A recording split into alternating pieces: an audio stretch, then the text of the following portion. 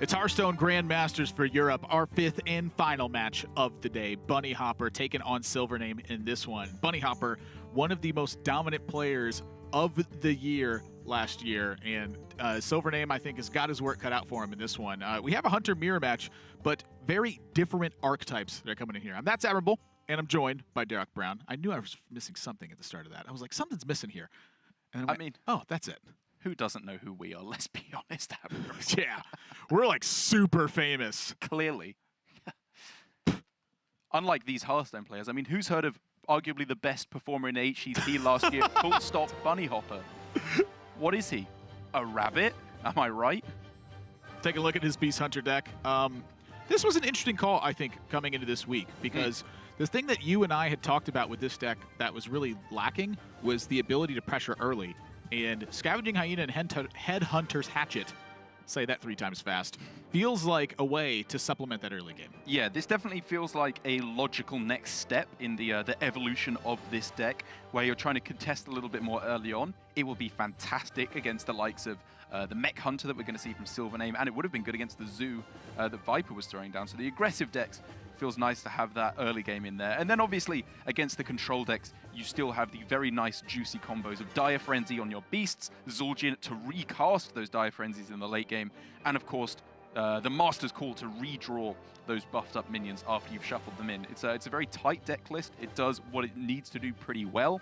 The argument against it is just that what it does is not well suited in this meta, I think it's fair to say. Well, take a look at SilverName's deck, which is what he's facing off against first. He has brought the Mech. The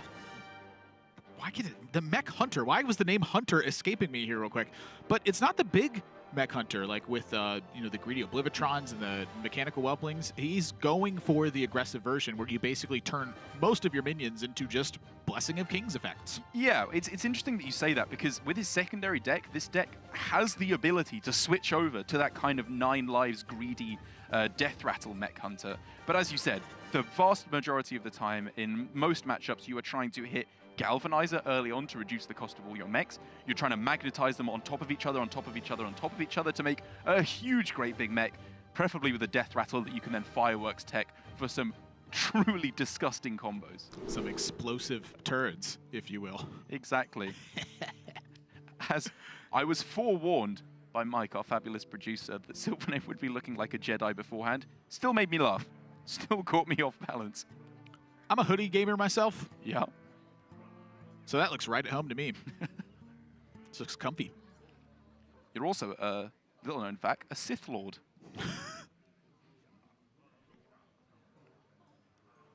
Bunnyhoppor is neither a Jedi nor a Sith Lord. He's not. Just really smart. He is a doctor. Do they have doctors in Star Wars? They have like robot doctors. Yeah. Do they have people doctors anymore? Are they not necessary? Well, kind of when I think about Bunnyhoppor and his methodical play, it's very much like a robot. It's never wrong, and it's always the same amount of time. The maximum. I wonder if they're based off of Bunnyhoppor in Star Wars. The Robo Doctors. Probably. Possibly. We'll have to find that one out as we're jumping into this game.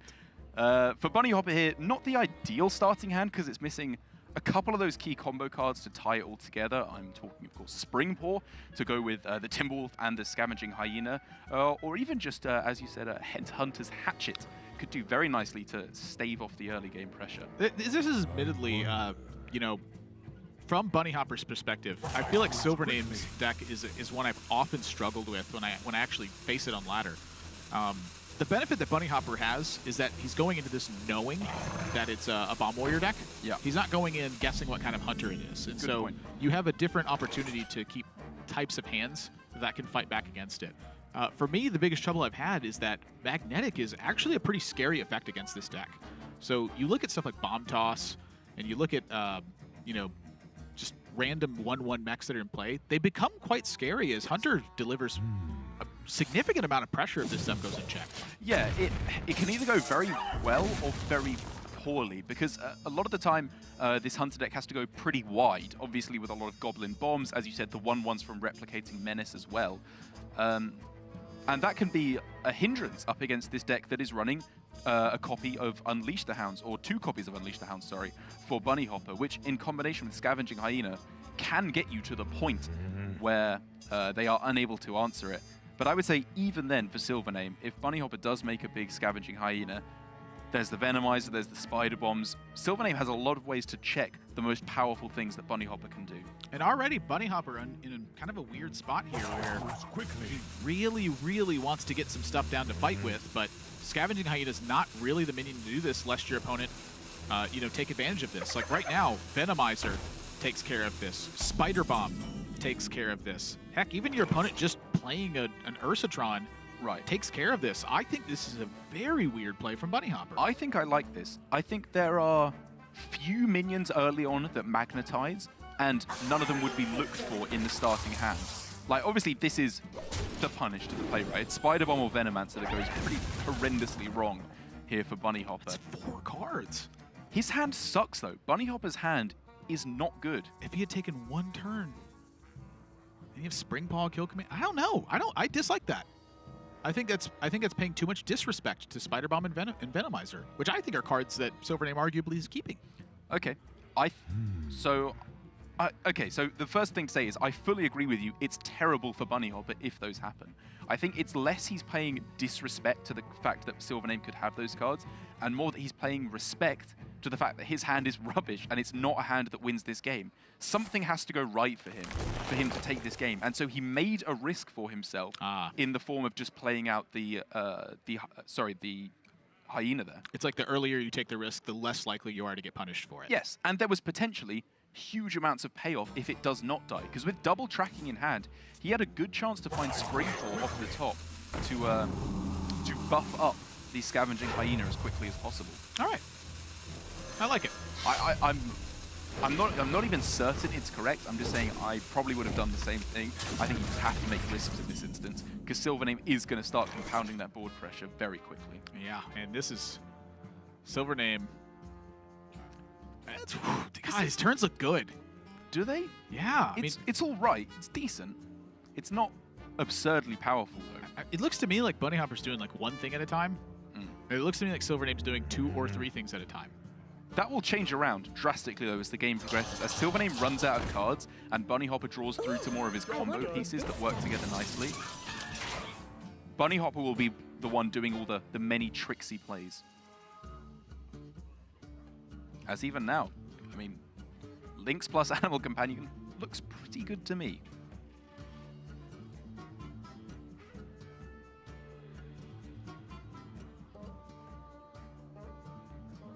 I love aggressive matchups because there's so many particular details in the early game. Yeah. 1 single play changes the entire landscape where all the rules you were thinking about get completely flopped on their head. Right. It's different to the control matchups where there are more decisions to make. In these aggro matchups, there are fewer decisions, obviously, because the games tend to be a lot shorter, but each one is absolutely crucial that you get it right.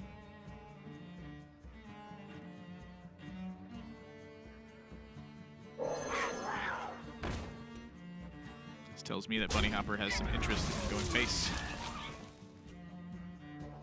Really? Do you not think he wants to kill off both the mechs to stop a war gear coming down? You can't stop a war gear. Oh, I guess you could kill both mechs. So stop it from being Fireworks tech's not a mech. It's not a mech. It's not Fireworks mech. It's Fireworks tech. That's how you remember it.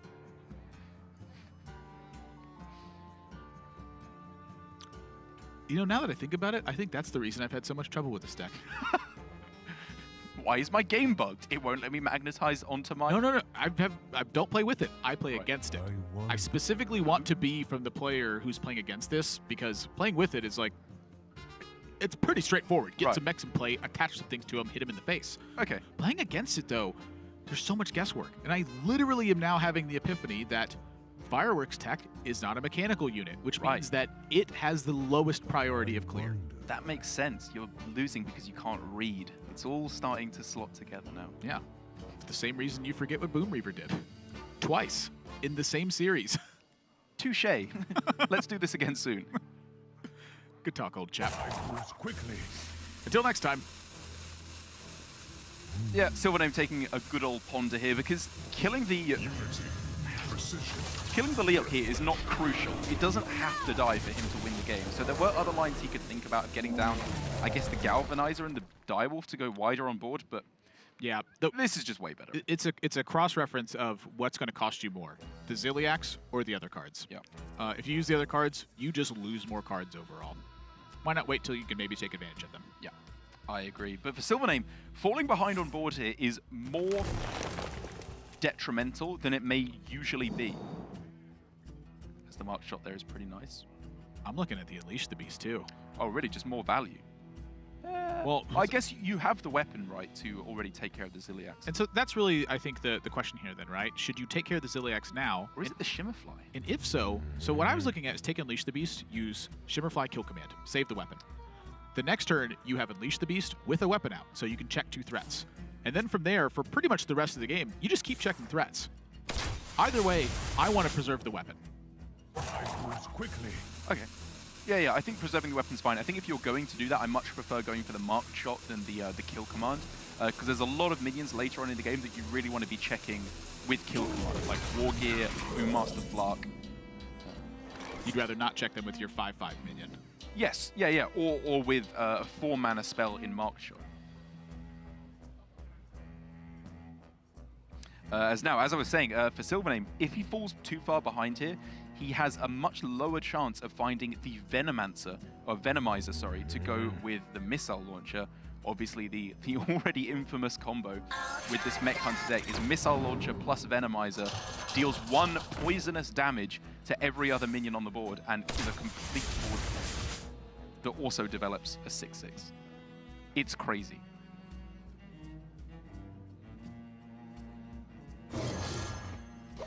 I like the full development.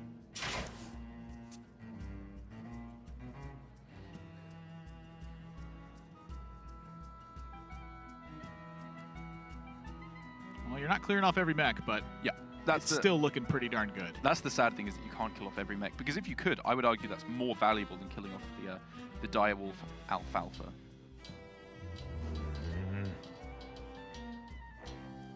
Is that a vegetable?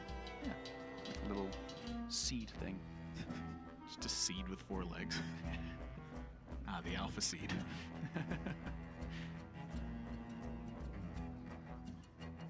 By the power of plants, these mechanical constructions get stronger. Sounds like a Studio Ghibli movie. As Bunnyhoppor, as is his wont, takes a while to come up with what is pretty much the only play on this turn. I guess this is kind of interesting on the health total. Like, I'd rather have more health on my own face than on my minion right now. With 1 card in your opponent's hand, I can... Yeah. Because there's no... I agree. There's actually, I don't think, any way for SilverName to take advantage of the fact that it's 3 health versus 4 health. I think the breakpoint is exactly 2 health. Which even that could be wrong. Either way, it's connect for 5 plus the hero power, which you start to see why I wanted the additional health. I mean, like, this deck does a great job of continuing pressure and chipping away with very little resources. Sorry, you wanted Bunnyhoppor to keep more health on his hero. Yes. Oh, sorry, I thought you were saying the other way around with the Wyvern.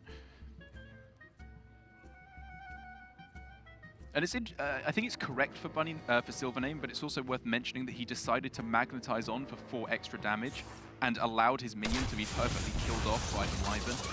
I think it was correct, but it's just something to bear in mind. He made a conscious choice to do that. I mean, his game plan is full steam ahead. Yes, absolutely. Just pure pressure. I mean, at the moment, it's looking like his game plan is draw Venomizer, because he's just completely run out of steam. Yeah. And Bunnyhoppor is delivering a lot of damage. That's not Venomizer. I thought it was. I saw that too, and I was like, it's happening. It's such a spectacular thing when it happens, because you have to wait so long for all the minion animations. I hate that so much. Nothing makes me angrier than sitting there and waiting for it. Oh, no, stop. It's taking me back. And SilverName's looking awfully dead in this situation, though. Right, if he plays the missile launcher, it adds to Bunnyhoppor's attack by killing off the Shimmerfly and buffing up the Hyena as well. At which point, you know, Bunnyhoppor could very happily just go, what, unleash the beast, value trade, everything else face, close out the game, 2-turn lethal, easy peasy. I was watching a couple players play with Hunter this week. Something that I noticed very often was their unwillingness to expend kill command on minions. They were very often going out of their ways and actively using more resources so that as soon as they had an opening, they could use kill command to close the game instead. That's interesting. I thought it was quite appealing to watch because it was very different than how I've normally done it, which I use kill command often just to generate tempo. Which is very often how it should be played in certain matchups, but I think against a lot of the decks that run effectively no healing, that's often your trump card right at the end to close things out before they expect. It's insane. 5 damage for 3 mana. It's been a cornerstone of Hunter since day one. So now, also, sorry, worth mentioning from SilverName, I love the keep of the missile launcher. It was not winning him the game if he played it, so he needs to play to the out of Venomizer off the top to magnetize them both together and try and wrestle this back. It's a straight up 1 out of 19, but he's got to go for it. Or I guess he could have tracked it just quickly to go for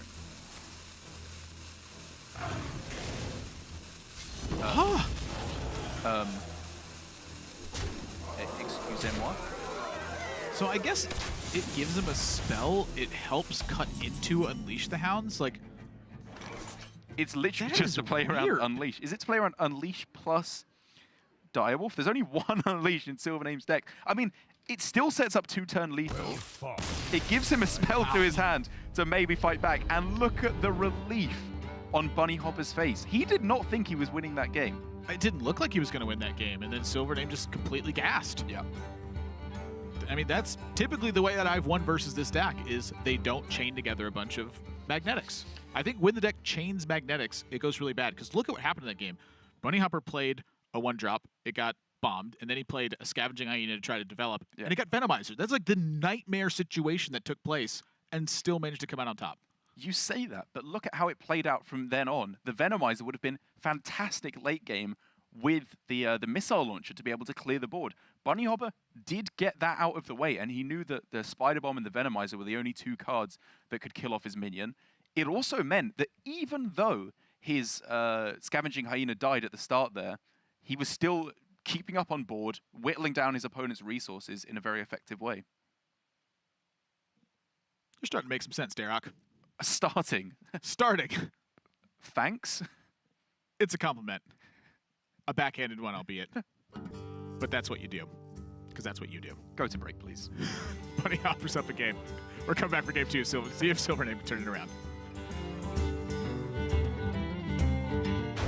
The cards see a heart that is stony, and a totem that's all kinda bony. This witch in such danger will soon be no stranger, 'cause she's gonna be our new crony. We welcome you into this room, and we promise your enemies doom. Just one more who's coming. The last one I summon is a fella who makes things go boom.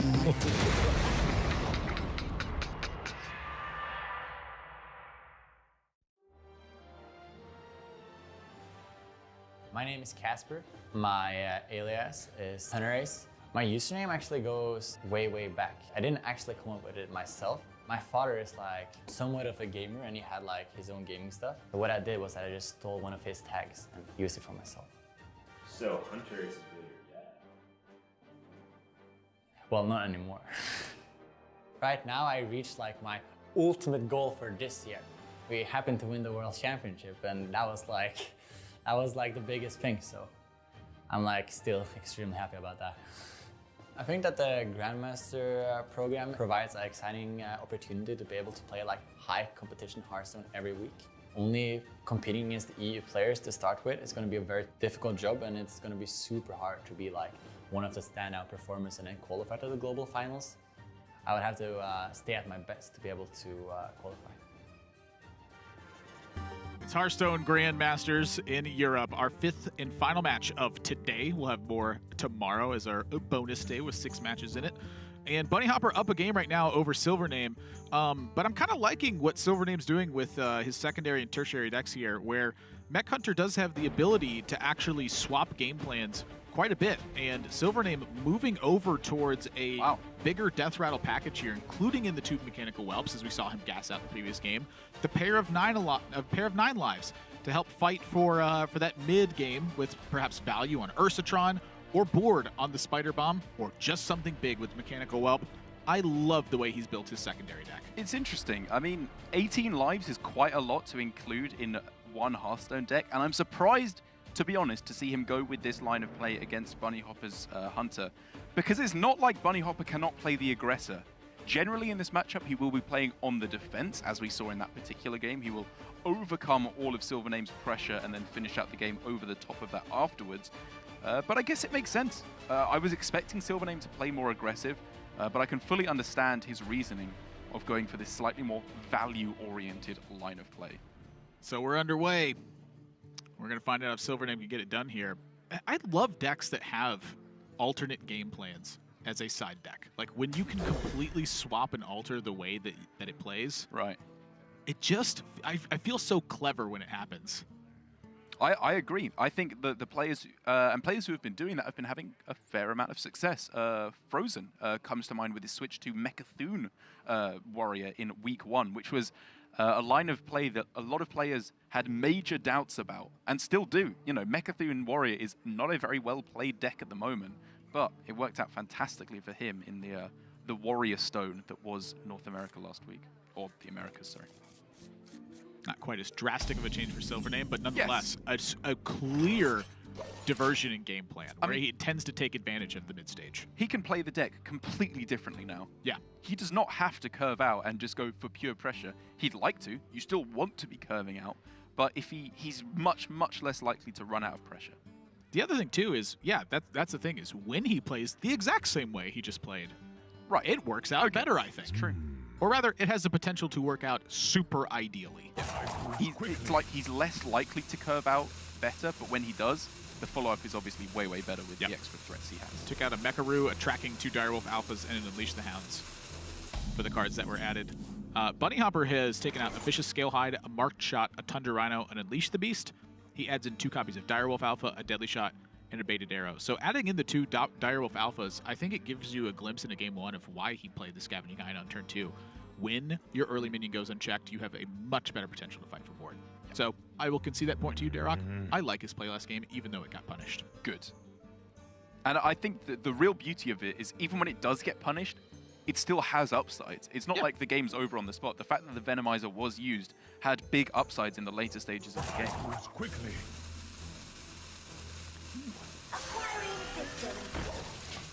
It may seem fairly innocuous to just be playing the Venomizer here, as it is the best statted minion he can play on turn 2. It's a 2-2 rather than a 0-2. But it's quite a big deal, I would actually argue, going for it here. It means, again, later stages of the game, the Venomizer plus Missile Launcher combo is less likely to happen now.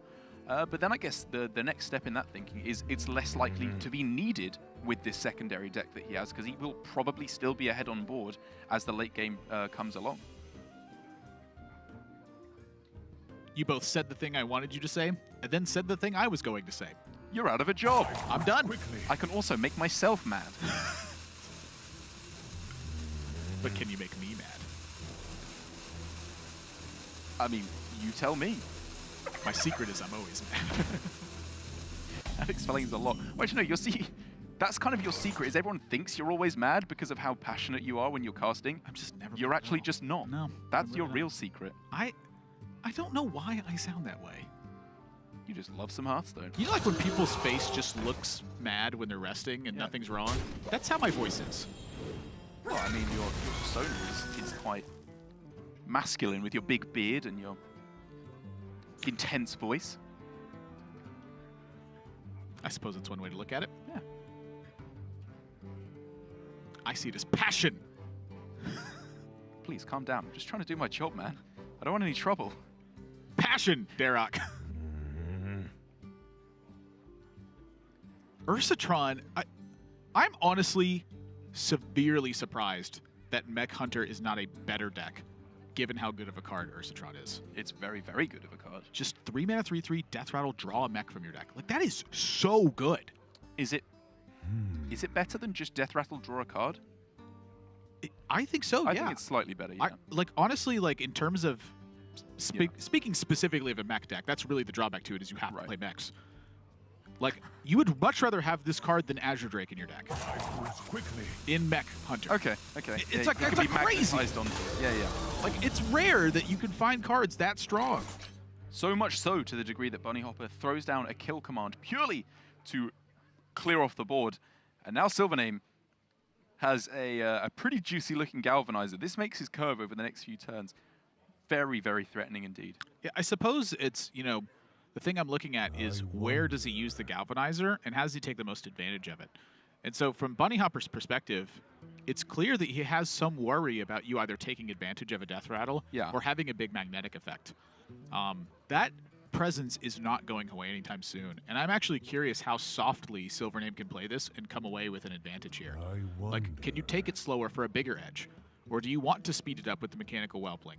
You know, if you can get Bunnyhoppor to use a Deadly Shot or to use a Mark Shot or what have you before his ideal turn, I think that that is a way to absolutely fully take advantage of the game. And that might just be full steam ahead. Right, and that's what I mean is your reasoning there kind of sounded to me like by saying by holding off on the Whelp, it's kind of making a slower, more value-oriented style of play, which I don't think is necessarily the case. I think you can still make the highest value line of play by just getting the Mechanical Whelp down there. It's not susceptible to a Deadly Shot yet, because it's a 2/2. It has the Death Rattle of summoning the 7/7. I love this. Yes, I Hero like this powers. too. Hero powers here. You have a Zilliax, so if you get into a weird hero power war, which honestly a lot of Hunter matchups turn into, like all your resources get mushed into the center, and you're left with this. SilverName is very much at an advantage in that battle with the Zilliax on the Mechanical Whelpling Death Rattle.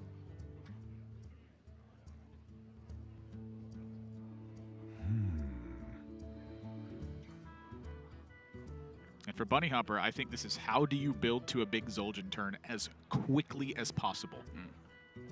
So by that metric, do you think he will be saving the coin to go for it on turn 9? I can definitely see it being so. And it's something to think about. I think he has the gas in the tank to fight right now. You know, if the right turn comes up, you use the coin. But I feel like that gives him an edge in this situation. Like here, he could just be using the coin for Dire Frenzy and getting a 4/4. I definitely don't blame him for that. I think I like this. I mean, yeah, you know, he doesn't have the Master's Call in hand, which would make this play a pretty much dead cert that you just go for it and pull out the buffed up Spring Paws right back out of your deck. But I still just think getting the most amount of stats on board, you're preemptively fighting back. And if they do develop one big magnetized minion, Deadly Shot just puts Bunnyhoppor in such a strong position. Yeah. Like a spot like this for SilverName, there are so many good plays here. And for me, what I'm looking at is, can he fend this off for 2 turns and use Fireworks Tech on the Mechanical Whelpling instead? Like, in SilverName's spot here, I want to fire off 2 Bomb Tosses. Threaten Mechanical, or threaten Magnetic to Bunnyhoppor on the following turn. Preserve your Zilliax. I mean, Zilliax still threatens Magnetic on the following turn, right? It takes a nice value trade. It's a single minion versus 2 minions. Right. And you know your opponent has the links in hand. It's kind of interesting. You do, yeah. They're all strong is kind of what I'm getting at here. Yeah. Every single play from SilverName is becoming threatened. I think the one play I really would not like on this turn, even though I was talking about turboing out the Mechanical Whelp, is Mechanical Whelp. I really would not like to see that on this turn, because with how the situation is developed, trade plus Deadly Shot would have been miserable for SilverName, especially now that he's found the Fireworks Tech. Saving that for turn 7, I absolutely agree, is the way you play this. It's like a way to lose the game for SilverName, which honestly, this is becoming a mark of a lot of the top players I'm seeing, is either a complete disregard for consequence or a complete and total and utter respect for consequence, where you either go, well, if they got it, they got it, or you go, I am going to simply avoid catastrophe because when I get the payoff, it's just that strong. And I think that a lot of the time players make that decision in the correct circumstances, which is generally if you're really far behind, you can't afford to play around stuff. If you have very strong alternative plays, you can. And that is what we're seeing here from SilverName. He might have the trade into Deadly Shot if I play Mechanical Whelp, so let's save that. Play it with the Fireworks Tech so that Deadly Shot is much less catastrophic. Or if you're in TJ&I's circumstance, never, ever, ever worry about anything and always play your best card. It works out horrendously a lot. It really does. And I don't know how. I love this play from Bunnyhoppor too. Add in the links so that if there is a Spider Bomb activation turn, you have a chance to have your Misha live. Good point. And also, I think it's just in play now. Like, otherwise it would, you know, you're very likely playing Unleash the Beast next turn, so it's 2 turns at least before it comes into play. It could just help you make some nice trades. And, like you said, also the speed air bomb. Look at a double bomb toss.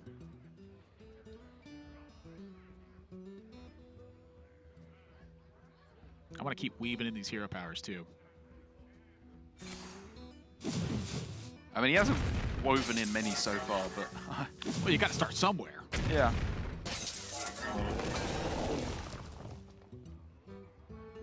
I do want to magnetize this as well, actually. That's also very appealing. When you can magnetic and secure damage from it, that to me often is the sign of something that you should be heavily considering. This also prevents Unleash the Beast from getting a value trade. Wow, this is really good. Right. So, okay. Yeah. So it's a play around exactly Unleash the Beast. Okay. I can get on board with that. It felt to me like it didn't have much of a purpose on that turn because there's only a 1/1 in play. The Death Rattle is very unlikely to get value. But I think given the double benefit of counteracting Unleash the Beast and the fact that your mana is 100% spoken for on the following turn, this is perfectly fine to throw down. I think SilverName's at a big advantage here. I think without some incredible fortune, Bunnyhopper's not getting into this game. Well, you know, he just has to survive until Zul'jin before things could massively turn around for him. He has the buffed up Spring Pause in his deck, which could be his saving grace if he needs a little bit of extra tempo. And even on this turn, you know... Oh no, I was going to say Hyena, Unleash the Hounds. Do not make that play. It's incredibly bad right now. That would literally just kill off your own Hyena. Quickly. You could have used Unleash the Beast to do it, but you know what? Let's get rid of our counterattack potential. Let's just decimate everything we're trying to do. I mean, like, if there was one extra minion on SilverName's side of the board and he could go for a 50-50 to kill off the Hyena, I'd consider lines of play like that. But well, either way. It's going to be desperate time for Bunnyhoppor, who is now facing down the leader in the middle, as I'm sure some players would be proud, namely Purple, who loves putting his biggest minion just in the middle. A big fan of symmetry. It's not even symmetry, it's just leader in the middle. Whichever one was the one that made this happen, that's the one in the middle. Of course Purple likes that. Like, it's just the most Purple thing I've ever heard. How can one player be so good at Hearthstone, but just so dumb at the same time? I'm just saying it. Like, he's probably like the best Hearthstone player, or the player who is best at Hearthstone of all time. But yeah, a wonderful mind. But either way, for Bunnyhoppor here, it looks like a pretty self-explanatory series of plays here. Yep. Unleash and Timberwolf timely showing up as well. Very timely. You can see why he added the Direwolf alphas as well. I mean, he needs to have turns like this That's going into it. So that means, that tells me that Bunnyhoppor actually anticipated this style of play happening. Yeah. And I'm adding that Hyena. Oh, you have to, right?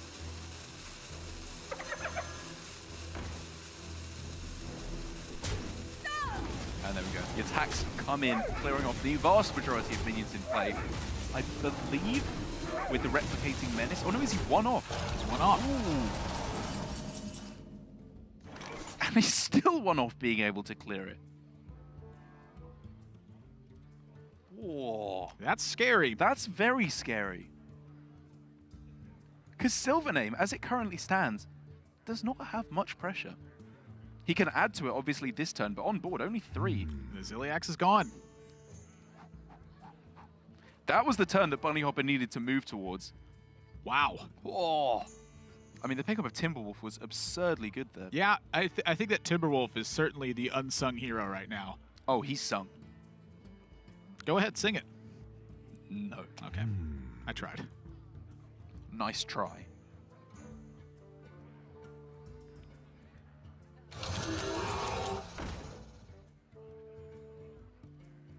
I would if I couldn't feel the presence of mocking of TJ just emanating from the break room. Like, I can feel him waiting to make fun of me if I start singing. It's like a tangible wave. Quickly. Something to note, too, is SilverName took out the Direwolf Alphas for this package, that's like largely the way that you activate Goblin Bombs for big damage swings. Yep. And he's just conceding the fact Pure that he counter! is unable to kill off this Scavenging Hyena. And Spring Pour off the top is yet more damage that Bunnyhoppor can add to this.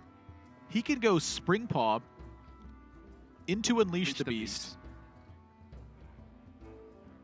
And what does that buy him overall? What happens then? This is a lot of damage. Goes up to 15, 17. He could bring it up to 19 if he needed to by sacking in the Unleash the Beast. Because right now the Mechanical Whelp has about the same amount of attack as the 7/7. I think you're supposed to use Unleash the Beast and actually just not attack something with the Unleash the Beast. Well, I mean, you can clear off both the Whelp and the Dragon, right? You can trade in both, and then the Wyvern because of the buff and the Timberwolf. Oh my good. Yes, because your opponent gets 3 1/1s in that case. So 3 1/1s plus a 3/3 is not near enough to kill the Scavenging Hyena right now. But then you have 1 minion in play, which means Spider Bomb can just blow you out of the game. But there's already a Spider Bomb down. And he's dealing 20 He's going for it. damage! Bunnyhoppor is saying, you cannot kill this unless you get something off the top. Okay. Fireworks Tech can draw an extra card. Yes, that's super important right now because you need that Ursatron to pick up a mech that matters. Whoa. He needs the Spider Bomb. He needs the Venomizer. Oh! Oh my god! And Bunnyhoppor grimaces in response to it. That's just it. And rightfully so. He's in major trouble now. 2-turn lethal setup. The Explodinator... Play the hero power. You don't No. The Explodinator, I think, gives you the setup for it. Really? Does that not play into second Unleash the Hounds a little bit too heavily? So if you... No, you're still not dead. If you hero power and then you go against Unleash the Hounds, you don't have lethal next turn. If you play the Explodinator and your opponent Unleash the Hounds, you don't have lethal, but they have to trade. Okay. I moves quickly. And your magnetic outs are all the same, I believe. Okay. Okay. I think anyway. I'm not 100% positive. Quickest turn you will ever see Bunnyhoppor make. He needs a miracle right now. And Spring Pour That keeps him alive? keeps him alive at 1. Do you Deadly Shot here? Okay. If you hit a Goblin Bomb with the Deadly Shot, you're signing your own death warrant there. Okay. That's something that dies. It might tide him over to Zul'jin. At which point, he could just win the game on the spot.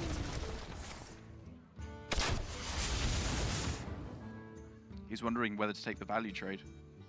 I think you do. Your opponent can still sacrifice off the 4/4 to get a draw.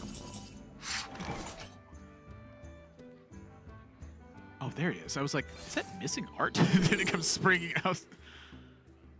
Wait, do you go for the Ursatron or the Mech Whelp here? Or the Goblin Bomb? Draws you a card, you can just go for lethal straight away. Or the Goblin Bomb. Does that just end the game? That ends the game! That's exact lethal!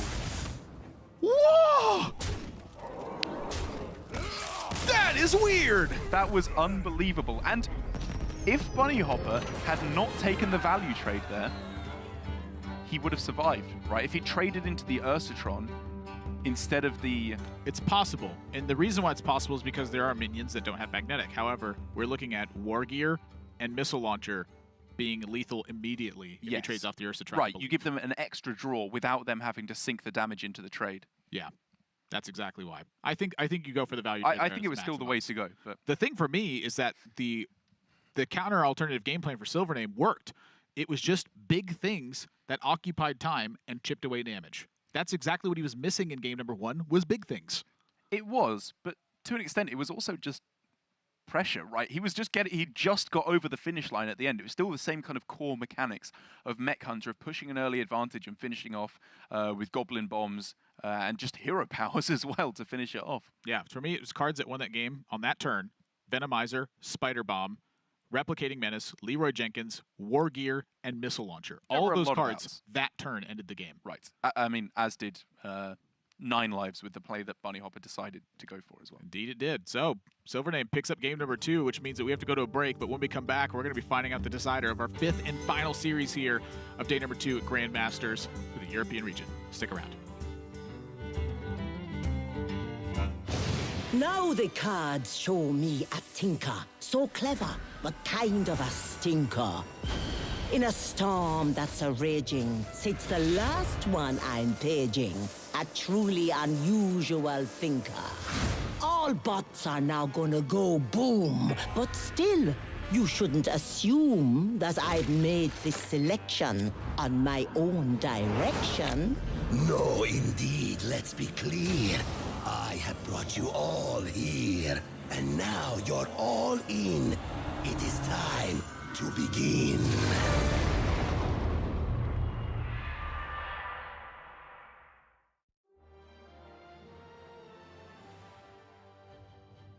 My name is Patrick Cadness, and my Battle.net tag is Patra.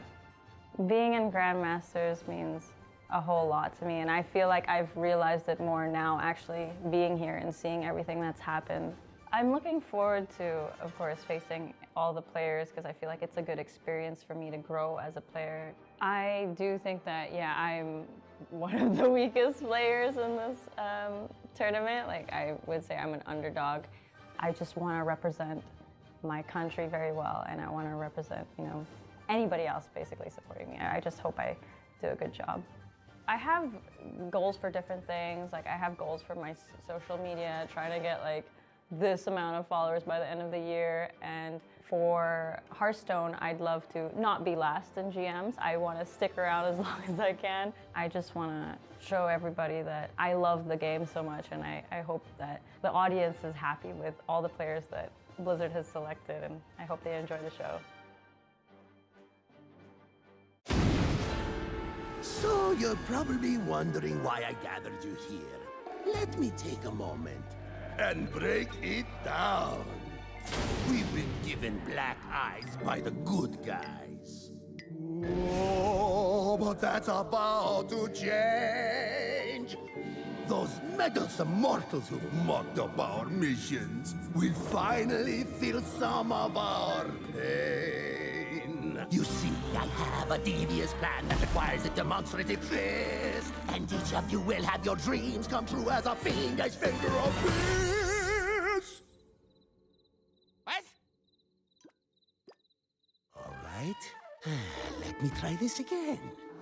Alone, all our dreams went.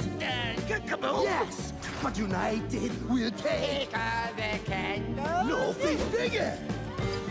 I'm seeing what you want to do. Let me hit it. We'll come together so we can dismantle. Now here's the plot to capture your greed and intrigue. We'll take Dalaran for all that it's got. As we form an evil league.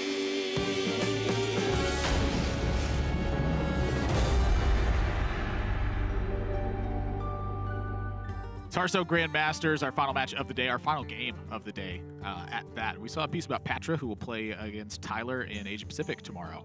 So if you're looking to catch that, it's 2 a.m. Pacific time or 11 a.m. Central European time. So in this one, SilverName versus Bunnyhoppor, we are playing in Specialist, so they have a initial deck that they have to play, and then 2 slight variations on that deck that they can tech in some extra cards with. They're sticking on the same ones they had last game. So SilverName back with the 9 lives and the Death Rattle packages. Bunnyhoppor still with the Direwolf Alphas, the extra Deadly Shot and the Baited Arrow in there.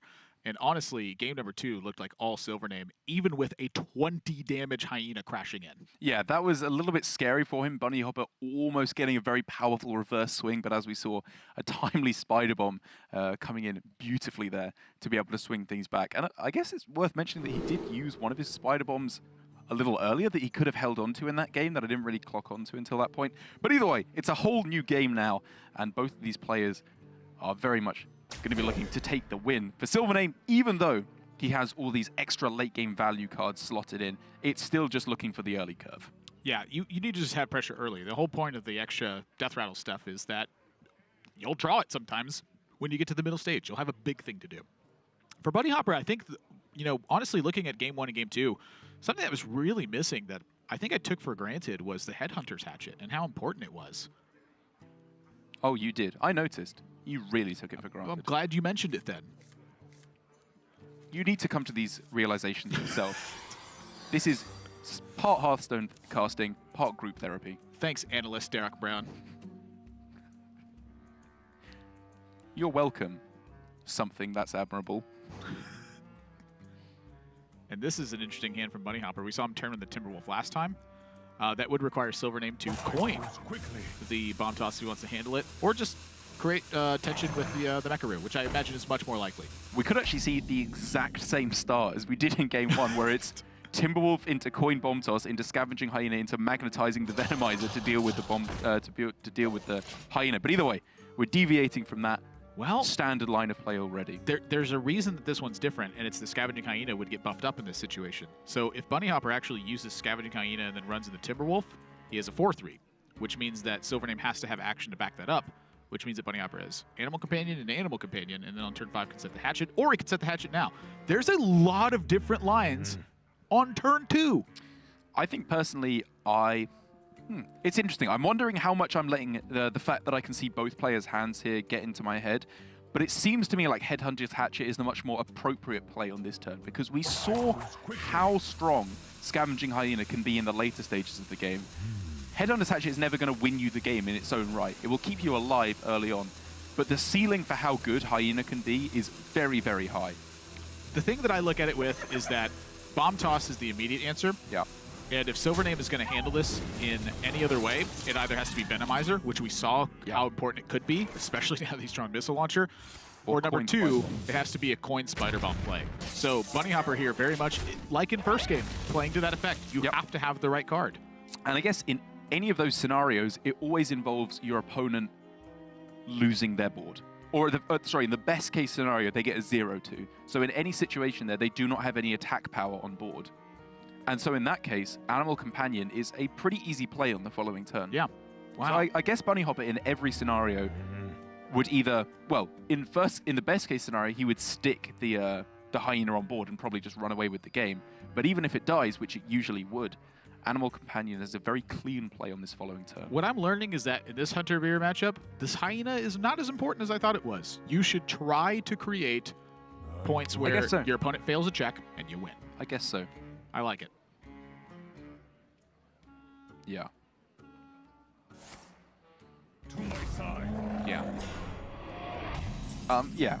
Again, I'm really trying to make sure I'm not being swayed by the fact that I can see both players' cards, and the Headhunter's Hatchet probably would have worked out better in this instance.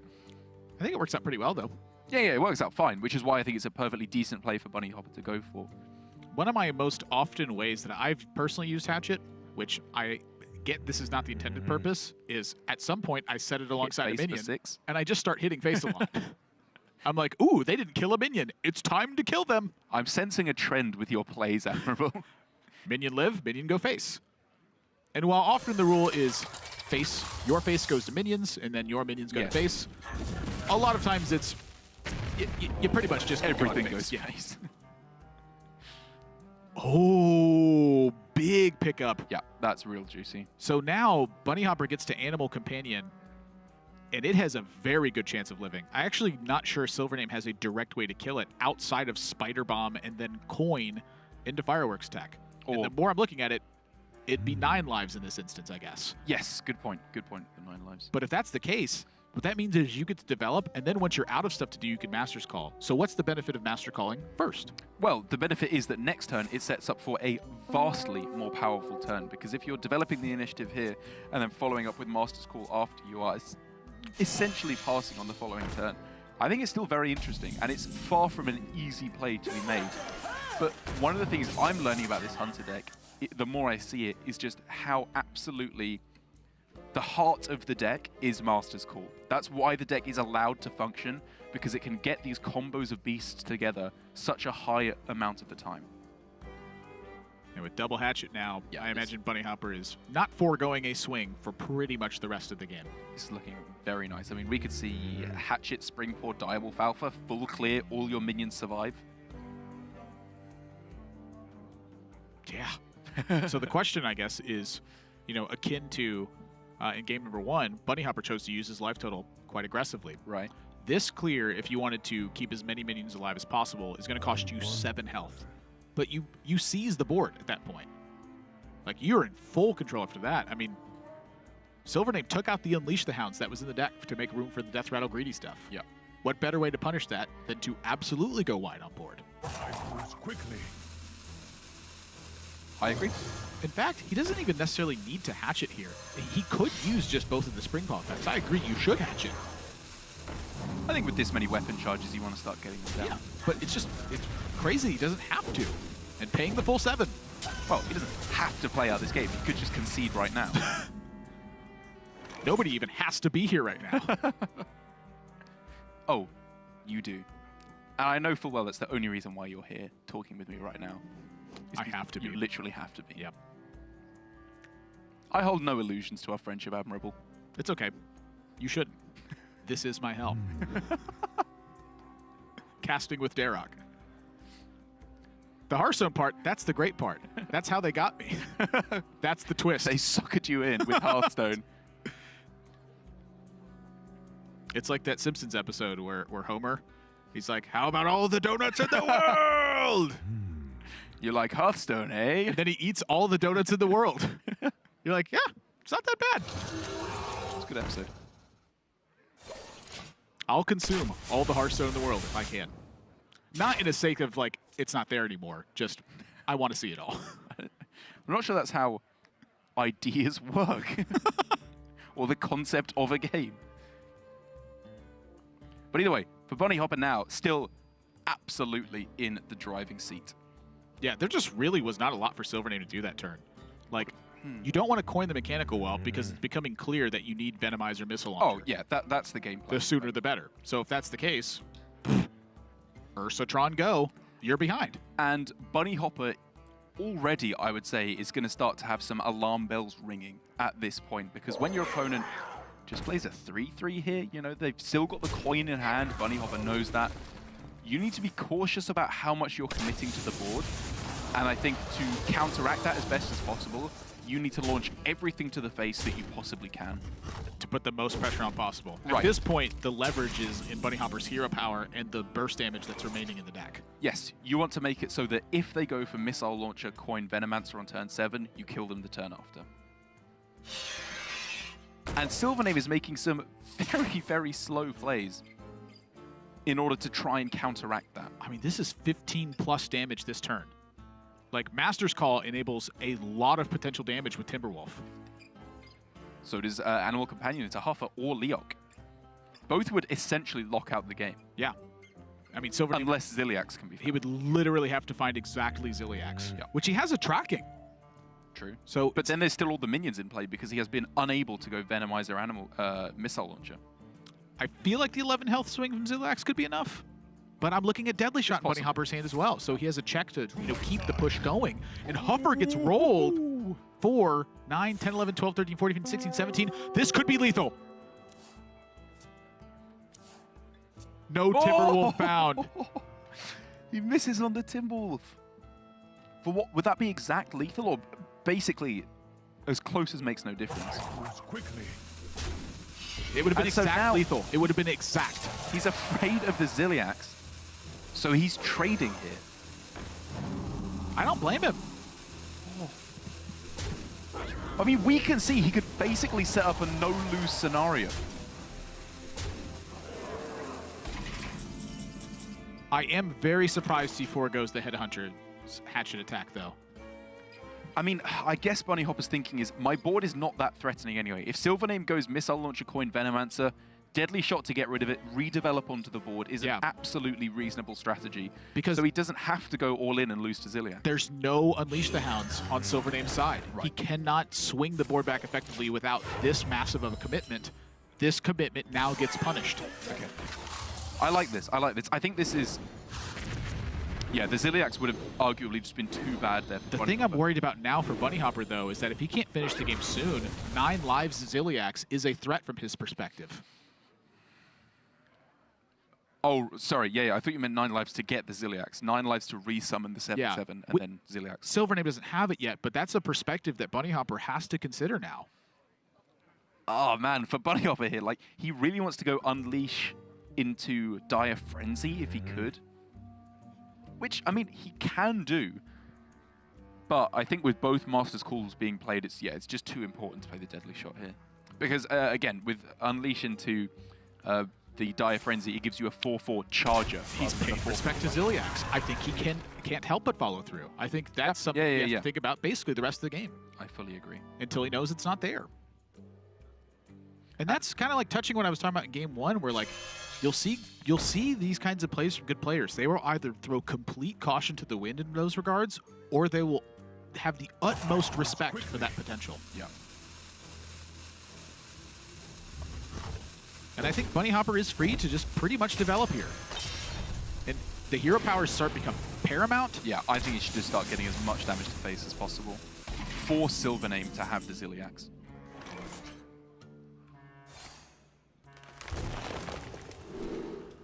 No Ziliax. Ursatron. Ursatron? Yeah, that's what I'm looking at. 1, 2, 3, 4, 5, 6, 7, 8. So he would not be dead to a lone Dire Frenzy, but he would be dead to the rest of what Bunnyhoppor has if this 1/1 lives.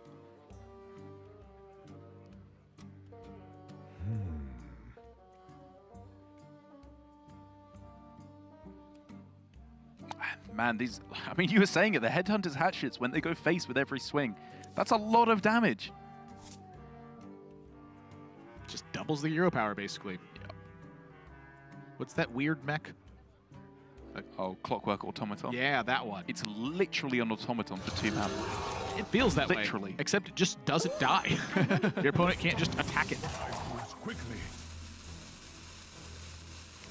Are we just going to have to see another fireworks? He's dead. Here?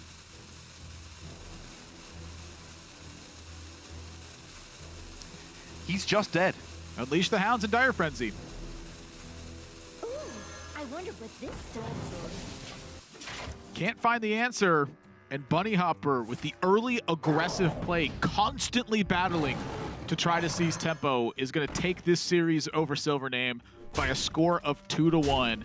And look at the relief on Bunnyhopper's face. I get the impression this was a tough matchup. Yeah, I think he just really wanted to get a win here, to be honest. It hasn't been the best first week for him in Grandmasters. And in what was a very close matchup, he showed his very level-headed play there. I think especially right at the end there, when he was both trying to play around Missile Launcher Venomizer and Ziliax at the same time. It was a really nice middle ground he found, where he was able to stop all damage coming to his face, make a board that wasn't too devastating in the event of a Missile Launcher Venomizer, but still play around the healing from Ziliax. And then after all that had been dealt with, then he goes for the face and gets a very easy win. A nominal amount of healing from Ziliax is not nearly the same as attaching it to a 7/7. It's very, very crazy when that situation arrives. And so I like the way that Bunnyhoppor played that one, but let's get his thoughts on the series. Bunnyhoppor, can you hear us? Yep, I can. Hi. Hi. Congratulations on your win here today. Your facial expressions were kind of telling me that you might have been a little bit stressed in this matchup. Talk to me about it overall. Did you feel like you were favored? And walk me through some of your plays, because you used Scavenging Hyena, I would say, pretty aggressively in this matchup. Yeah, I felt like I was slightly favored over the entire series. I practiced it a little bit, or not a little bit, but actually quite a lot. And it just kind of felt like mid-range hunter just gets the board, especially if you have hatchets. So yeah, I was a little bit stressed because I felt like I wasn't really finding, the 1-drops that you really, really need in this matchup. And then in last matchup, he finds this like 1-drop that he runs in his entire deck. So I was a little bit like, it just really gets dedicated by how early you can get bored. So you mulligan away cards like Master's Call even, which is a super great card by itself, but it just doesn't get you the tempo. So you just throw your stuff at them and hope they can't deal with it. Well, interestingly enough, when I was talking to Casey during the week, he was talking about how with him going for the Bomb Hunter, Viper going for the Zoo, but you going with the Hunter, he said it was more of a comfort pick for you. You're really passionate about this deck at the moment. What is it about mid-range Hunter that speaks to you specifically in terms of its playstyle? I mean, I have a bunch of games on this already from the last expansion, right? The deck was just really, really good at the end, and I felt like people never made it was never as easy as people made it out to be, and I think it's just overall one of the better decks in the game. I mean, there's also obviously Mage, and then there's like the Bomb Warrior, which are the obvious ones, and so I kind of put SilverName on bringing Warrior, and I just do believe that mid-range Hunter just, if you tech it well, it just farms the Bomb Warrior. So that was kind of my idea, but I got the read wrong. Where do you feel Hunter like fits in right now overall? You know, you mentioned Mage and Warrior being very strong, which I obviously absolutely agree with. Where do you think Hunter stacks up in comparison to those in terms of the meta game in totality? Like, was this more of a call for this week, or do you think that this is truly one of the strongest decks out there right now? I think it's incredibly strong, which is basically, it's kind of funny because now the Pirate Rogue got deleted from the game pretty much. And we're just basically this kind of meta that Viper and I made in our head before World Championships. We said we're banning Rogue because the deck's so broken you cannot leave that up. All right, so what's amazing now? And then in practice, Hunter just destroyed absolutely everything, which wasn't that Rogue. So we kind of have this meta now, plus the Cyclone Mage, which of course wasn't on data then. But I feel Mage is really good. I think I'm like rank 3 and 5 on the servers with that deck as well, so it can't be terrible. No, it can't be terrible. It's been decimating people this week. All right, well, I think that's gonna wrap it up for us. Bunnyhoppor, thank you very much for your time. Congratulations on your win, and looking forward to seeing your next match. Thank you. He's right. Mage isn't terrible. He is absolutely right. It just, whenever Bunnyhoppor talks about anything in Hearthstone, it just makes sense. Even though we were both kind of scratching our heads as to where Hunter actually fits in the metagame, because it didn't feel particularly strong against Mage in the times that we'd seen it last week. Obviously, it's going to be pretty good against Warrior, but even then it was losing to Warrior last week when we were seeing it. But then again, when he breaks it down, it's just, yeah, it makes sense. With Rogue gone, it can prey on pretty much everything. Yeah, you get to build the deck just completely differently. Absolutely. There's a lot of things you don't have to pay heed to, I think, in that consequence. And when you don't have that aggression factor against you, you as the Hunter gives you time to set up. Right. The fact that he was able to cut one copy of Vicious Scalehide in his deck and even throw in the Hyenas as well, which are often very weak to backstab. With Rogue out of the way, like you said, much more opportunities available. Smart deck building and good timing. And good timing is a lot of what competitive Hearthstone is about. So that's our 5 matches for Europe wrapped up for today. We got 6 coming tomorrow. But for now, we're going to be heading to the post game where we're handing it off to TJ and Frodan as we wrap up the day and send it over to Americas. Don't go anywhere. We got more Hearthstone later today.